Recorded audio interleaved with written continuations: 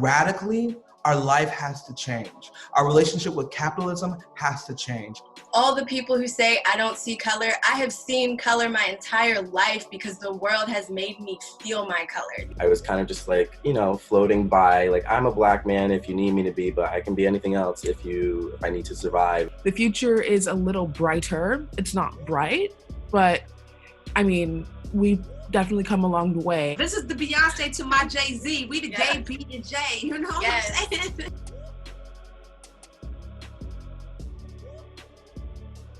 What up? It's your girl, Noor, aka Noor Kin for Life. I guess I said girl, because I am. But I really don't subscribe to any titles like that. I would say I'm a no label when it comes to gender. My name is Quentin Arispe.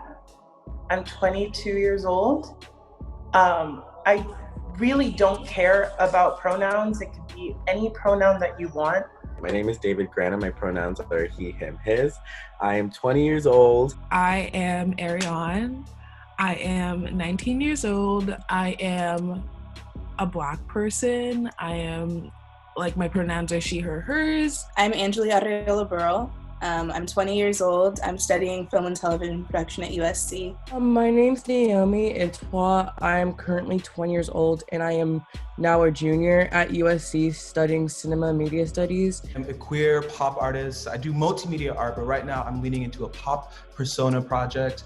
I'm non-binary. I use the pronouns they, them. And I am a singer, songwriter, entrepreneur. I kind of like have my hands in mad baskets. I just like to stay busy and I like to work. I am a musician, artist. And I'm a filmmaker at the University of Southern California, but I'm also a dancer. At least what I'm in school for is screenwriting, and I've also been dabbling in like doing fashion styling and wardrobe for video art installations and like some short films. I've been doing hip hop my whole life, pretty much since the early 90s. I'm aging myself, but it's all right. You know what I'm saying? I'm proud of that. I've been doing film since my freshman year in high school, and I've been writing music since the 8th grade. I'm a hip hop producer, R&B producer, singer, songwriter, photographer, videographer, just an all around artist, and I just love to create. Anything art, call my name, I'm there for it. I'm in a hip hop duo called Kin for Life, KIN4 Life, and we actually were one of the first groups, if not the first groups in hip hop to cross over and go mainstream as an LGBT group.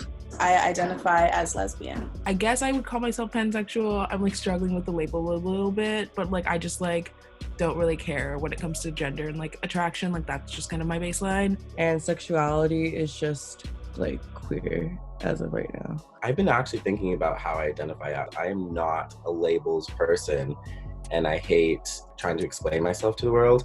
But I think the best label for that is queer. I think that I could just start out as David, and like especially like Afro-Caribbean, like David, like Black, like that's how I am. And then we can move on from there, like if you want to know more. Going into this project, the goal was really to do our part both as active allies and artists. We really wanted to create a safe space where queer artists of color could share their work and their experiences and hopefully amplify those stories to a wider audience.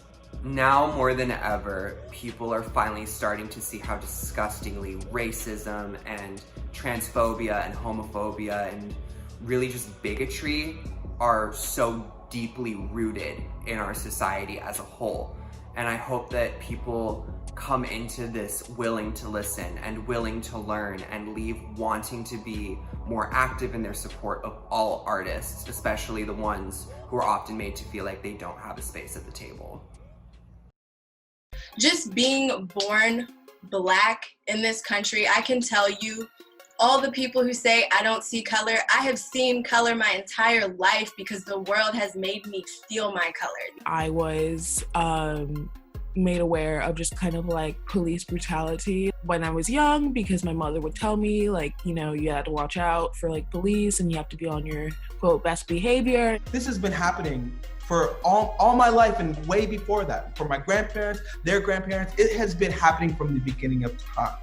people are finally now taking it seriously, which like it kind of breaks my heart because like it should have always been taken seriously. It's long overdue. And I think the pandemic really kind of helped because everyone's at home. And everyone's forced to watch what's going on in the world.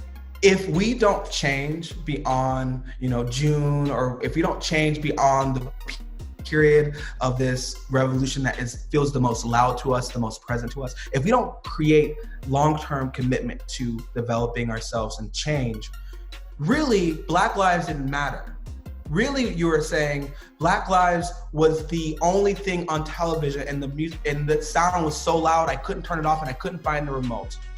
I'm really hoping that it'll actually make a difference this time because it's been a cycle that has happened countless times in the past and no changes really get made. It's like a game of Monopoly, and like we're playing, like we all had to play right now, and we went for 400 rounds and you guys just never let me play. I'm like, I have my players, I'm all ready, but for 400 rounds, you guys just keep skipping my turn.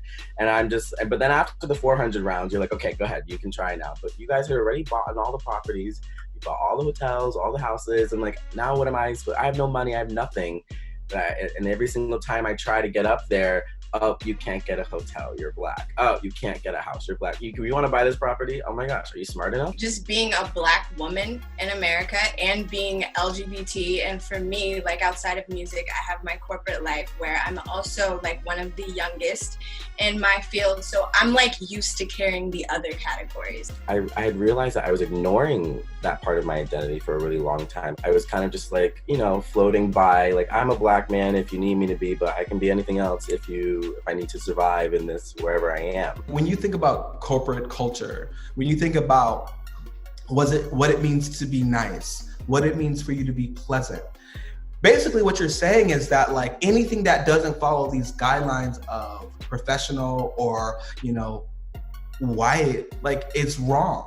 And we have to recognize that like maybe there's not language in the workplace about talking about these things, but we have to infiltrate all these spaces and be like, no, being polite and being XYZ professional, we have to cut that language. With Mike Brown, Eric Gardner, like Tamir Rice, Sandra Bland, like all of the sort of like really mega sort of like cases. I remember brands like they were afraid to say Black Lives Matter because it was like too much of a bit of like a trigger word. And because of that and the way that I see things like sort of progressing and compounding themselves, it gives me a little bit sort of like a nugget of hope that like this will be like, like the like beginning for like a sort of like a trajectory of sort of revolutionary politics. However, I mean, people thought that Ferguson was going to be the end. Now we have the conversations on intersectionality and, like the trans community and like how they fit into Black Lives Matter. Black trans lives are like one of the most targeted like lives on this planet. And I think as LGBT people and being Black, we just have to continue to preach that because they need the most support and the most help. And they get overlooked a lot. They don't even talk about their deaths in the news. I just want to shed more light to Black trans lives and Black women within the Black Lives Matter movement because I feel like people are seeing the movement more so as protect Black men. But like a lot of Black women are also dying. There's like backlash from a lot of like Black people in the community and stuff like that because they want it to be some sort of like blanketed uniform, like, whatever, equality, when really we need equity within the Black community. Really, we all can benefit from supporting the Black Lives Matter movement because are a lot of disenfranchised groups that no one even talks about, that don't even get airtime because they're smaller groups. Not saying that we should be voicing all of everything right now because I think we do need to focus on this. But at the same time, we can take advantage of the opportunity to lump everybody in. Let's get rights for everybody. Let's support everybody. Let's not try to separate Black Lives Matter and LGBT Lives Matter because there are Black LGBT lives. Even though I'm glad it's happening and I'm glad that I'm able to be a part of it and that I'm living in the time that I'm in now, I think that there's also something lonely about movements like this because it makes you realize how disconnected you are from a lot of the people that you feel like you're close with, because when people's ideas about stuff like this come to light and you find yourself disagreeing or you find yourself unable to communicate, it can put a lot of distance between you and your loved ones. I don't know how it's going to proceed because, I mean, we can't all agree on what we want.